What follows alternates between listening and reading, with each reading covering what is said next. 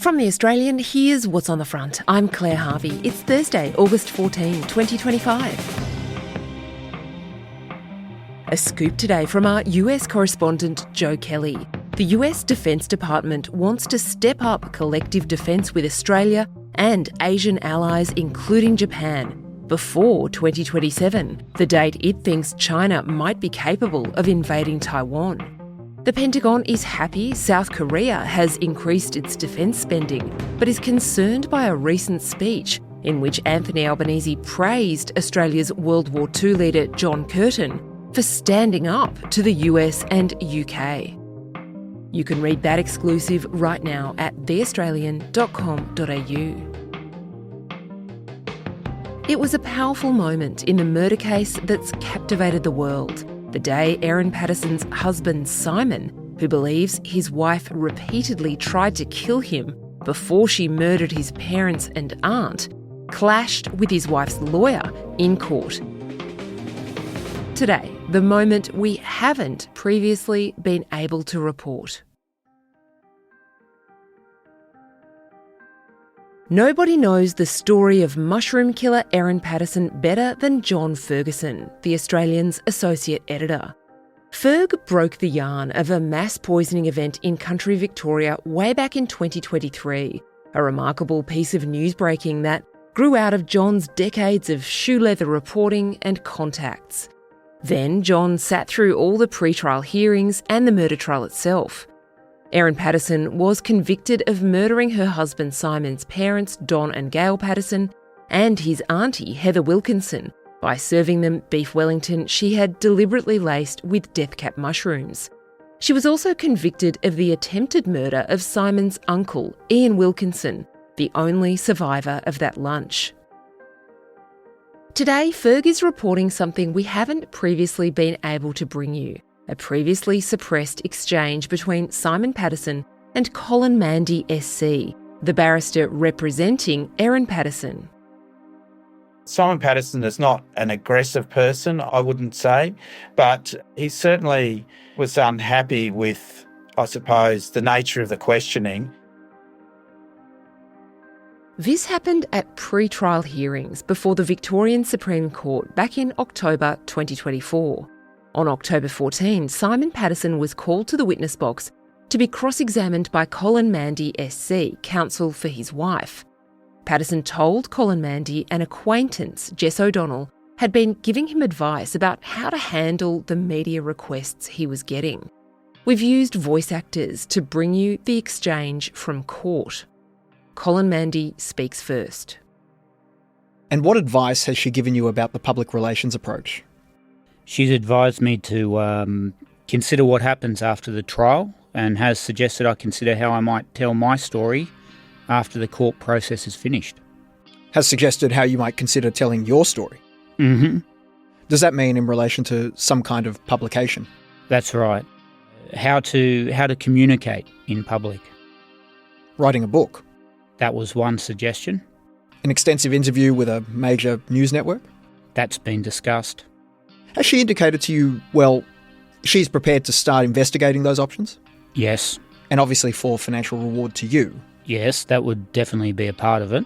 Well, that would be the only reason you were doing it, wouldn't it? Say that again, sorry? That would be the only reason you would be doing it, wouldn't it? That would be the only reason I'd be telling my story in future. Yes. No. What are the other reasons you might have for telling your story in public in the future? I think there are quite a few reasons why that would be a good idea. The local community is grieving because of what happened, and a lot of people are keen to know what happened. And I think informing them of what happened would help with their grief. Another reason is that it's possible that you're here to damage my reputation because you're paid by Erin, and I believe she's tried to harm me. And now you're her mouthpiece. And that will shape the media narrative. That potentially creates a risk to me that I would potentially need to mitigate after the trial's over. For considerable financial reward? There could be considerable financial. That's a potential, yes. What did it reveal for you about how Simon Patterson was feeling at the time? I think it's fair to say that Colin Mandy is a front foot lawyer, and he was doing his job.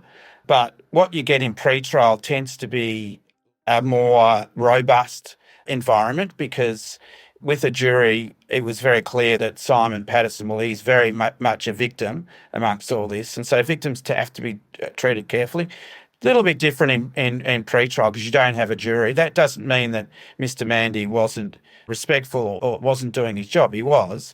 But I think Simon Patterson really took exception to the idea that he would want to have some sort of financial gain out of the misery that had been inflicted upon his family. Colin, Mandy didn't come back to this line of questioning in his cross-examination of Simon Patterson during the trial. What do you think we can draw from that? I think a lot of what was said in pre-trial didn't make its way to the actual trial.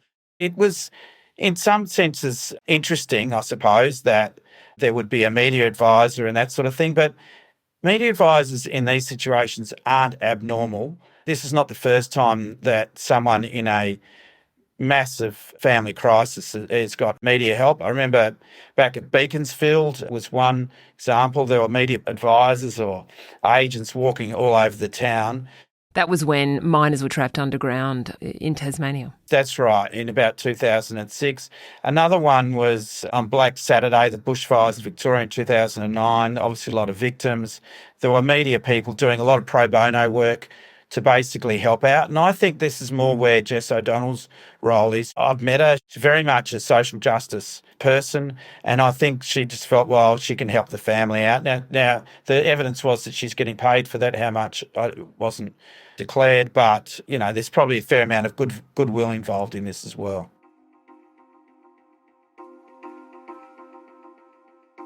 Right up until the beginning of the murder trial, Erin Patterson was also facing other charges related to her alleged attempts to kill Simon, attempting to poison him with things like a curry wrap and pasta. What happened to those charges, John? Why were they dropped? We've never been told, but you and I can talk about what we might think happened. So that was at the beginning of the trial. I think ultimately, and this came out in pre-trial as well, that the prosecution case wasn't as strong as they would have liked, and that they took a decision that they had a strong case on the 3 murder charges plus the attempted murder charge against Ian Wilkinson. So they've, in a sense, rolled the dice and said, we'll go with this because we know we've got a strong case. And they did have a strong case, but under the process, we now know, with the suppressions being lifted and the pre-trial discussions being made public, that it's the totality of the evidence, not necessarily the limited evidence that was put to the jury, that makes it such a compelling, she did it case. Because I think having sat through the pre-trial, it was very hard to think otherwise. However, it wouldn't have surprised me if there had been a hung jury in Morwell, that a small number of people might have thought, well, was there enough evidence there to get it across the line? So I think the prosecution knew they were onto a winner, and that's probably why they chose not to go ahead with the other attempted murder charges. It's a pretty confident move, isn't it, by the prosecution? Because if they had failed on the murder charge, they would be left with a choice to charge Erin Patterson again with the attempted murder charges about Simon Patterson, or to just let it go. I reckon, it's all speculation, but I reckon they would have really struggled to have just let it go, because I think, she's no Lindy Chamberlain. It's very obvious that the jury has done a good job, and it would have been very hard. I think it's a hypothetical, but if she had got off, it would have been very hard for them not to go back and try those Simon charges. The other aspect to that is they did come up with some potentially new evidence about the use of rat poisoning for one of those Simon charges, which was raised in the Court of Appeal, but we weren't given a lot of detail about. So you never know, they may have come up with more information that could have been used against her. Once you know this information, that her husband believed that she was trying to kill him and that he had been in a coma, he'd had to have serious surgery, he was paralysed at one point, it really changes your impression of Erin Patterson, doesn't it? What's been the reaction you've observed from people since we have been able to publish that information? It's really interesting, Claire. We're in this environment where people just believe what they want to believe. I don't think people even bother to avail themselves of the facts. They generally go, well, yeah, she's guilty of sin, or no, this is a conspiracy. And if you bother to go into all the facts, you go, well, yeah, it's clear, in my view, she's guilty. But if you don't bother to go into the facts, well, you just stick to whatever position you have. It's a modern curse that people very much run down whichever borough they want to run down and then stay down there, I think. Coming up, another revelatory moment about Simon Patterson's experience.